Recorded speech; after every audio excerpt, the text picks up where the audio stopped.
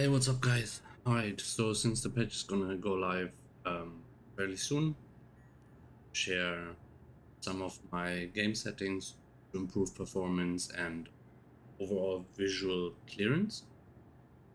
So when you're in the game, it doesn't matter if you're in the game or in the lobby, in the menu, but menu. Let's go to options. Let's start with audio. So audio, firstly, I like to have no sound effects volume.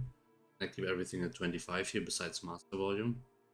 That's just personal preference because I'm running on my Windows at 60 volume. You can leave everything else here how it is. I would definitely turn down audio-driven camera shake strength because what it does is basically when you're in combat and a missile hits you or something, then that shake gets like some artificial shake into that audio integrated. So I don't need this, especially also not combat music, even though when you turn sound effects volume down, disables combat music, but I'm just doing it here again. This will by default be disabled. That's up to you. I tap out a lot. So it could be good information for me to have that on when I'm not looking at the game. So I know at least something what could go on. It could be. That kind of goes hand in hand with that I use as with normal borderless. I personally didn't find any difference between borderless and full screen, but there might be differences. Obviously, you want to play your game in your native resolution, and I chose DirectX 11, Direct 3D 11, simply because it is it gives you more performance at the moment. Until, as far as I know, they enable multi-core usage of Vulkan. But if you want to test Vulkan, you can totally do it with the same settings I'm just going to give you right now. Just keep in mind you need to restart your game. I will completely always restart it with closing the launcher and make sure that the process is also closed in the task manager, or restart your computer and then run this in Vulkan. Vulkan has on average, I think it was low, like 5% less FPS or something. Depends obviously on your UI aspect modifier. I leave it at 100. I turn upscaling on quality, and I will show an example a little bit later.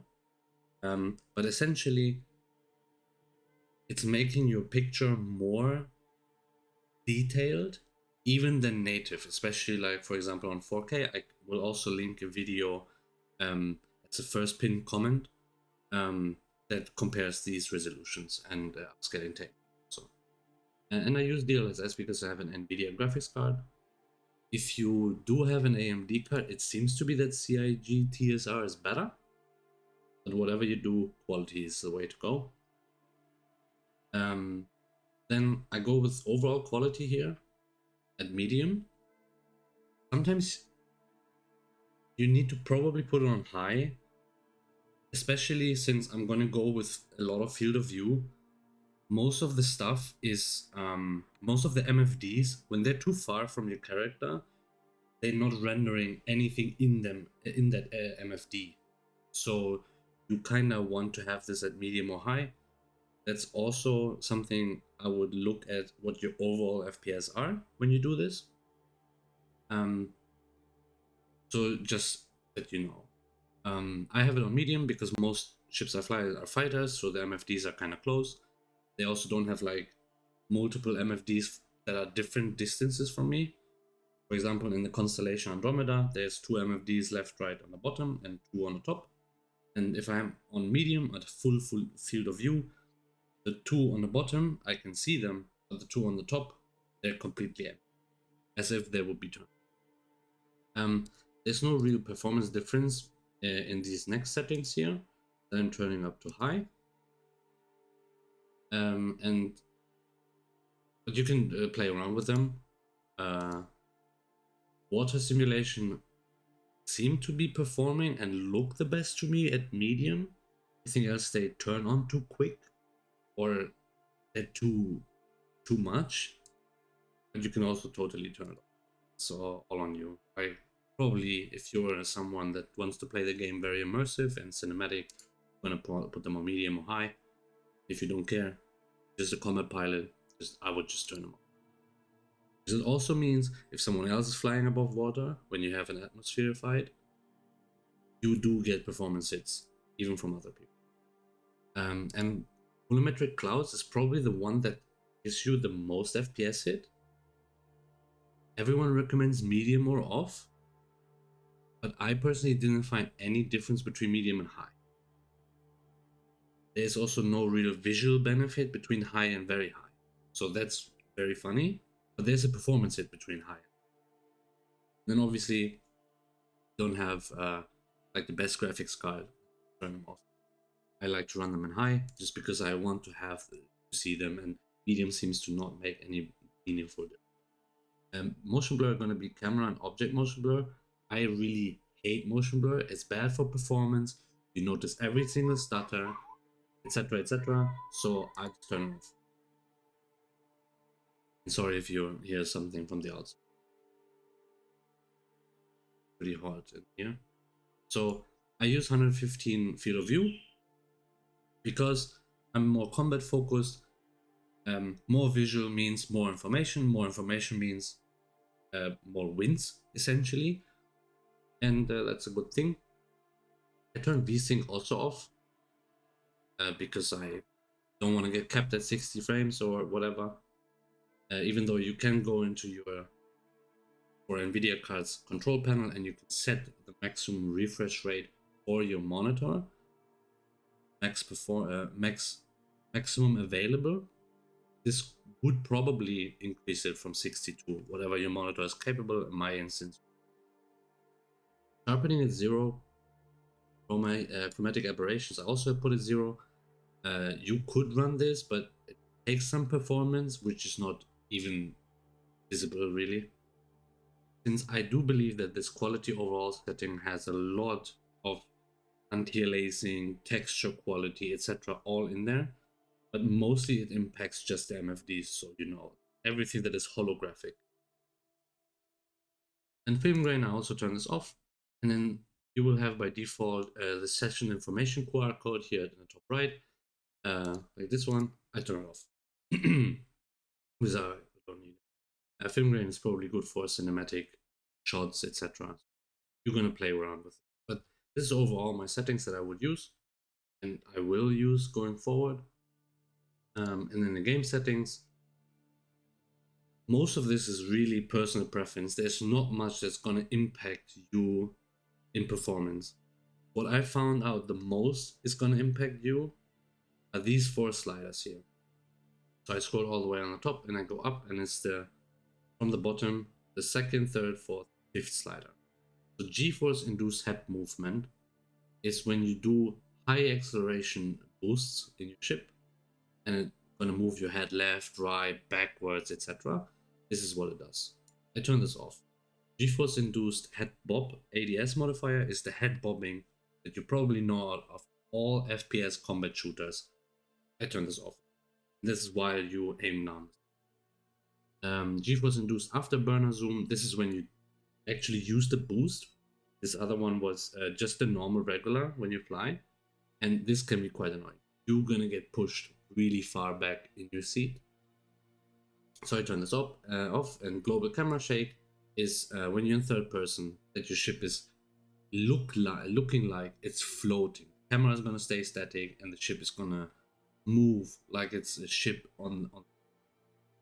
So I turn this also off at 0 because sharpness is key here. If you do something really quick, and then obviously I have show nameplates and friendlies, hostiles and neutrals, because you also want to see if it's a player or an NPC.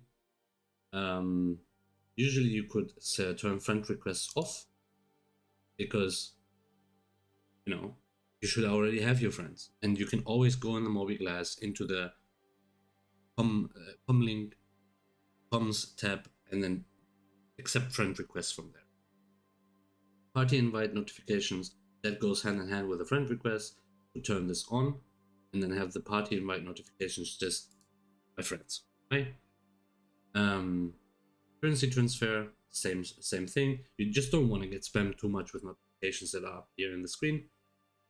Comms calls, emission HUD display. This is going to tell you the infrared, electromagnetic, and cross-section numbers in your chip on the display, and this could help you figure out if you don't want to get detected that fast when you know you go into a hostile area and your EM is higher than your cross-section.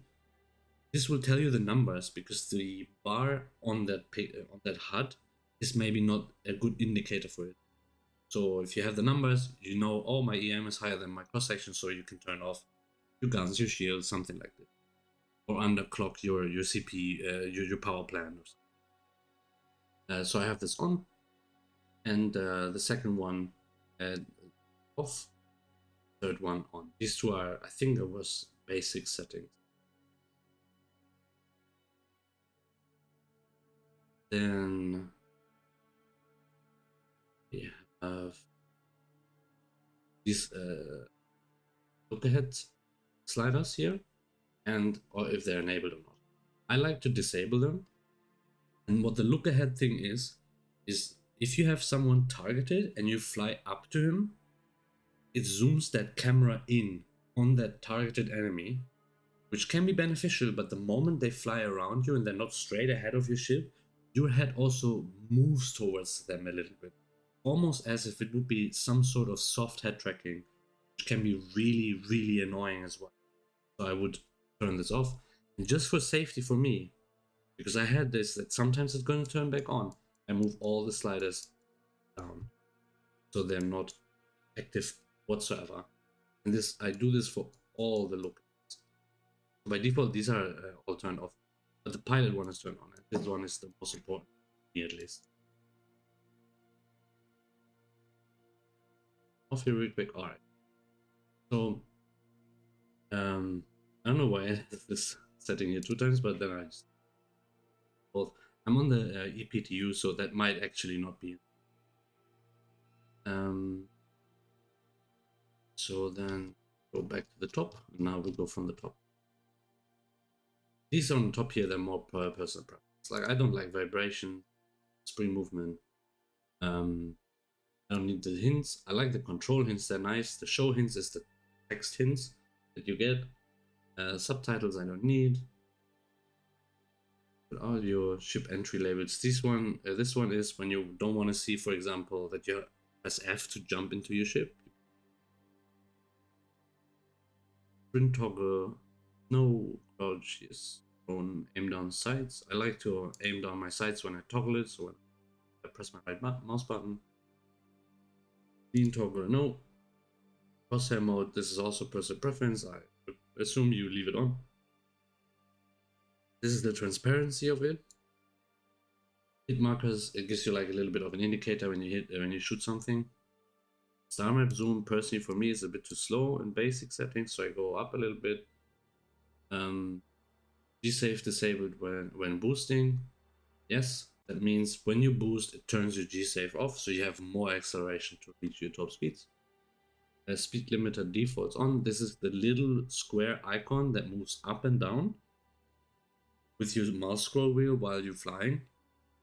In the beginning, I would leave that on. Later on, you disable it, especially since we have now the operator the master modes. Makes it less needed because you're going to be limited to your SCM speed in combat mode and SCM master mode. And if you go into nav mode, you probably want to fly fast, so you're not going to cap yourself at 600, 700. Then you can just go 1000 meters a second and just need to brake probably earlier, which is way easier now. Flight proximity assist, the default is off for me because I don't need a warning or my ship braking by itself when I get close to some things. That reduces my agility. Space brakes engages boost. I would press no. So every time you want to brake, it's going to consume your boost. I want to be the person in control when my boost gets used or not. And coupled mode defaults on, I have it on yes, so I can always disable it. So we have then next one is so dead zone for mouse, that's good. And we go for mouse dead zone. Personally, I like to have it at 2. It's how sensitive, how much your mouse has to be centered for your ship not to move, which I will show you in a second. And the other two are fine. To put them probably on maximum, you just have more range. So you have to drag your mouse way further, which combined with what I will do, mouse sensitivity down 15, results in more accuracy when you try to engage a target and keep on target. The dead zone itself is, as I already said, experiment with this slider because you need to how you're gonna. Velocity indicator is something that shows up and shows you in which direction you're actually flying. So for example, I could fly from A to B, and if I'm in decoupled mode, my velocity gonna keep going to B, or towards B. Now, if I turn around, I can actually see where is my back, because I see my velocity from the back. When I turn around, it gives me an indicator. I can aim then at this indicator and, for example, then boost in the other direction. And since my main engine has the most thrust, I will brake and accelerate the fastest this way to the other direction, flying back towards A. I also do these dead zones for all things. Around 2, especially turrets, since turrets act as pretty much like the spaceship. For driver, you need to test this out. The default is correct. Don't mess with any of these settings here, and also not with missile count and loop. That means when you are in missile master mode, then you can missile operator mode, SCM master mode, then you can press G and cycle another missile into the loop. You can usually do it to up to 2, 3, or 4 missiles that you could shoot them at once. And I do believe that was everything then. And now let's go to the keybinds. So keybinds has now something very funny. So when you're in a spaceship, you use B, holding B, to switch between the master modes. And then you use your middle mouse button to switch between the operator mode. So the issue is that every master mode has a scanning mode. And then the fun thing is you have even the toggle scanning operator mode, which is on V. Same for the salvage is on M, and the mining is also on M.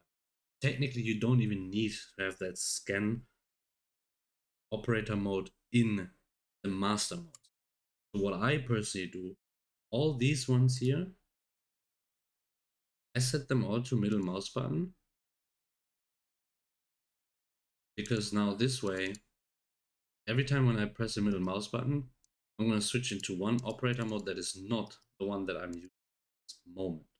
For example, there's the flight operator mode, quantum operator mode. Now, if I hold B while I'm in my, let's say, guns operator mode in SCM master mode, and I switch over to my navigation master mode, it's going to be immediately in quantum. And if I want to switch into flight, I press middle mouse button. If I press it again, I'm going to go back into the quantum mode, instead of having scanning operator mode right in between them, which could be in combat situations fairly annoying if you are in guns, want to shoot some missiles, and then you go into the scanning operator mode. All of a sudden, you forget and you don't even get any shots on target because you're on the scan. So that's one way to go away from it, and then obviously you can. So then we have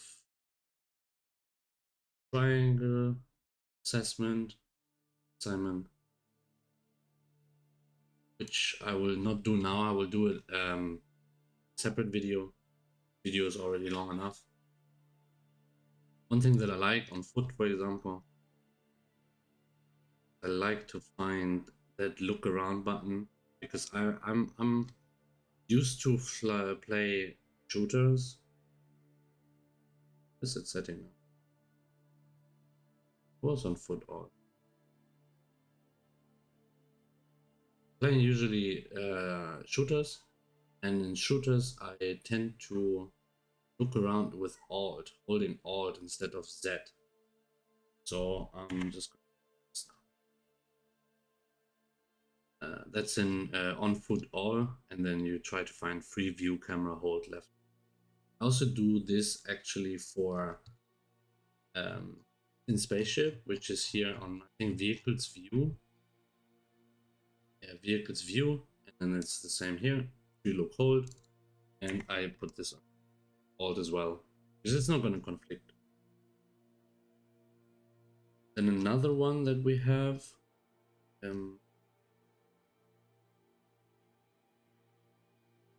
Vehicle flight movement, I think it was. And we have here GeForce safety. So the problem is, before it was a game setting, which you could just toggle on yes or no, of having GeForce safety enabled by default yes or no. Now we can't do this. So you could make a toggle out of it, but I just want to not have it at all when I'm start flying. So I'm just going to press on W. W is the key that I'm always going to use in my spaceship. There you go. That's just the basic settings that I would change, or that I did change. And that makes it so much easier for me. Fly, have good frames right now. You can always check when you go press that. Where's the button actually? That button is called Brave Accent. You just press it. It's left side of your number 1 on the number, left side of your keyboard. And you type in R_D, and then you press tab once. And it shows display info, and then you can type in 1, press enter, or you can press a 2 in or a 3. It shows you more information the higher the number is, but it's only between. I go for 1 just to some FPS, and obviously it's gonna load a little bit, and we have like 50 FPS here in the hangar. And we made the FPS much stabler by disabling things like motion blur, but we also decreased our FPS by increasing field of view. So keep all of this in mind, and then everything should be just totally fine, work perfect. I have no sound, that's nice.